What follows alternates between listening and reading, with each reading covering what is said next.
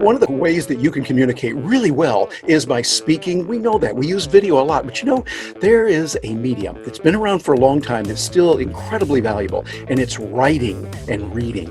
Writing is a skill that you need to develop as a communicator, as a professional who communicates. And the better you can write and the more fearless you become in doing that, the better off you're going to be. And matter of fact, there's some ways that you can find out about that. And we've got a real treat in store for you today, because we have joining us a legend in communication. He is a communicator who speaks. He's a communicator who writes. His name is Don Hutson. He joins us now from his offices there in Memphis. Don, thanks for being with us today, sir. Thanks very kindly, Terry. It's my pleasure. Don, you have done so much in your life. You're a member of the Speaker Hall of Fame. You are a past president of the National Speakers Association. You've received NSA's highest award, the Cavett. You also have two books out there that have been on the New York Times, Wall Street Journal bestseller list, #1 bestseller, matter of fact. You've done all that. So tell us, in a day when people are saying, hey, video is the way to go, why is it that writing and reading books is still important in your opinion? Well, I've got an opinion on that, Terry. I agree. Video is engaging right now, and there's a trend upward on the use of video, and I don't think that's going to stop anytime soon. My thesis is that the time it takes for involvement and engagement in video is not taken from reading time, it's taken from other time. I think people are staying with reading because reading is such a fabulous habit to have, and I think people continue to learn by reading. You know, leaders are readers. We've heard it all our lives.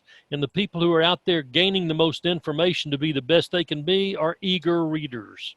I like that. Eager readers, because Yeah. you can learn so much. I find you could actually process more information reading than you can by listening in most cases, because you can read faster, and it just seems like a better way to do it. That's right. And you can always backtrack and reread a paragraph that's really meaningful to you, and you gain more retention that way. Absolutely. Well, let me ask you this. How many books have you written? Well, I have authored or co-authored 16 books. Wow, 16 books. Yeah. Well, of those that you've written, I know you learn as you go. Which book would you say would be, if you had to point to one, probably taught you more in doing the writing than the others? Well, the first big lesson I had when I wrote my first book, The Sale, I confess that it took me 10 years to write it, Terry. I don't tell too many people that, but now that I'm teaching this program on how to write your book and getting involved in this boot camp, I'm confessing it openly. 10 years. I made every mistake you can make, but I also learned a lot from that. But the one I really learned the most from was in 2008, Dr. Ken Blanchard and I published The 1 Minute Entrepreneur, and that was the one that was #1 on New York Times, Wall Street Journal, USA Today, and Amazon for 5 weeks. So we got a great run out of that book, but working with Blanchard was amazing. He's such a gracious human being, and we had a lot of fun doing it, but I was at about the 3-year point on that book, and I said, you know, Ken, we've almost got this thing done. Why don't we turn on the afterburner and knock it out in a month and get this book out there? He said, oh, Don, there's something you haven't learned. I said, what's that, Ken? He said, it's better to write a good book than a fast book. Ooh, that's tweetable. I like that. That was a gem of wisdom for me, because I'm a type A guy. I'm thinking, let's get it done. But the most important thing is to write something which is going to have legs, write something that's going to impact people for the ages. And when you're long gone, people will still be reading your book, and it'll be a part of your legacy. I like that. Well, that is very important to know. Make sure it's good, but to do that, you got to get inspiration. So, Don, well, we've got you here. I want to reach through the screen here and twist your arm just a little bit, not a whole lot, but ask you, how do you get inspiration for writing books when you're in that, many people call it writer's block, or they don't know what to do, and they got that yuck feeling. How do you get inspiration? Well, I contend that we've got to make sure that we get out of writer's block, and let's get into our, what I call your propulsion zone. And when you get in that zone, what happens is, Terry, you block out everything else, and you are just typing like crazy, and it's almost like you're channeling this information. It's like you've just got such a flow going that you just want to stay with it, and that builds even more passion to keep it going. Yes. So if you've got writer's block, you need to focus on research, go to some of your research sources, and look for what I call thought starters. And that's the best way to get out of writer's block that I've been able to find. Okay, So what would be some examples of thought starters, and how do we get those? okay, so you're researching information that's in the context of what you're writing about. But as you're reading other people's works, you come across ideas, you think, you know, that's a great idea. I'm going to put my twist on that. That's going to be my thought starter for writing today. And then all of a sudden, you get involved in creating your own material. You got a thought starter over here, but you're not really plagiarizing their material. You're allowing that to reinforce your understanding about the topic. And that gives you something to run with over a period of immediate time. So that'll get you into your propulsion zone. Propulsion zone is where you're making great things happen. That's where you want to be because you're really cranking it out when you're doing that. And I caution people too, Terry, don't do any editing while you're writing. Editing comes later. Right now, while the concepts are flowing and your brain is working and the content is getting there on your computer, that's when you want to let the flow go. I like that. Let that flow go. Matter of fact, that ties in something you and I were talking about even before we started the recording, the idea of using transcription and being able to do that with technology. You can talk faster than you can type and faster than you can write. So when you get that flow, as you're watching this right now at home and you're thinking, hey, I might want to start doing some writing like Don's talking about, that's something you want to do. Get that flow going. Dump it from your mouth to text using the technology we have today. And then think about going back editing a little bit later. Would that be a good approach, you think, Don? Absolutely. When you finish a chapter, then you can go back and do your first run at the edit when the timing is right. But anytime you're in that very precious propulsion zone where you're really, when you really have the flow, that's a time for writing, not for going back to editing. You want to edit when you're not in that zone. You're in more of an analytical mode, and you go back and you address the editing process. And I you want like to clean it up as best you can before you turn it over to a professional editor. I like the way you say that. So as you're watching this right now at home and you're thinking, hey, I like what Don is saying. It makes sense.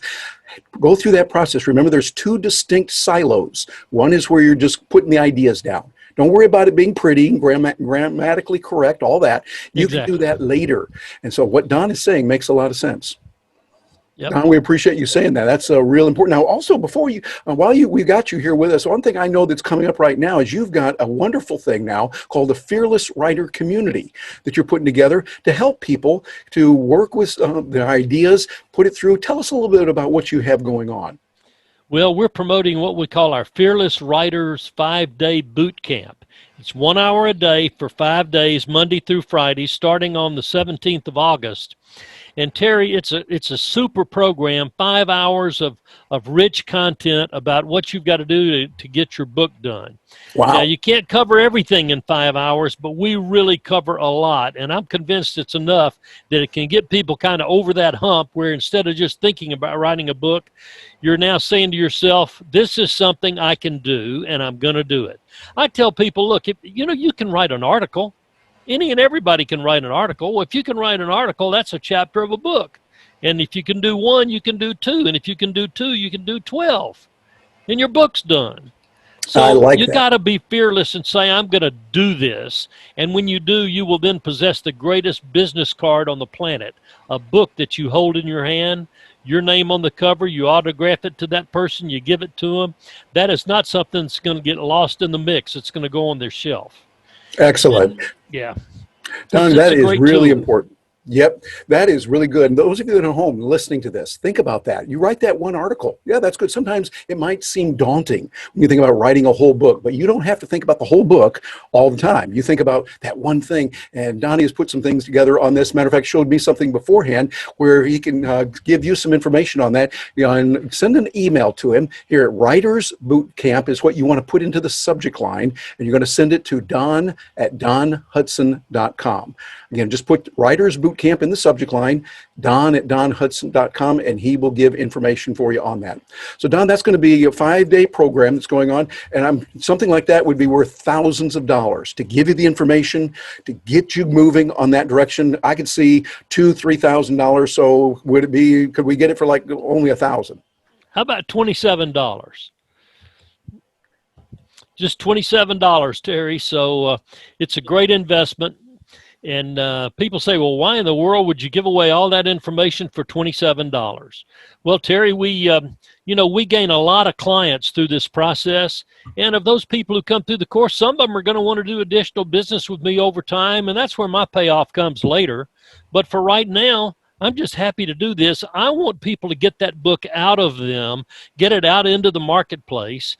And I want to give them the tools for gaining the inspiration and the how-to to get this done.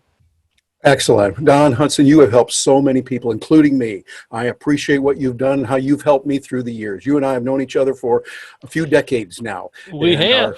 Work, and you have helped so many. You've got great ideas, and you deliver them in an understandable way.